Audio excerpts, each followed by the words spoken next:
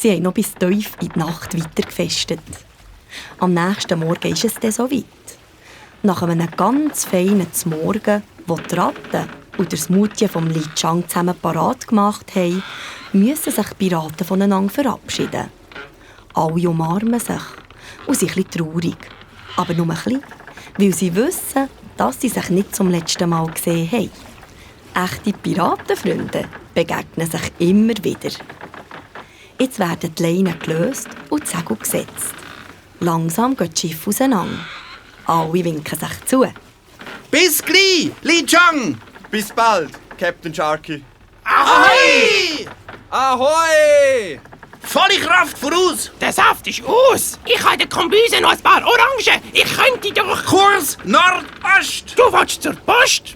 Wo gibt's denn da eine Post? Ratte, wasch dir endlich die Ohren! Ich soll dir eine Ente schmoren. Aber fürs Mittag ist es doch noch viel zu früh. Flüge, Dreck und Spinnenschleim, jetzt lass mir doch mal richtig zu! Du willst künftig Ruhe. Also gut, ich sag nichts mehr.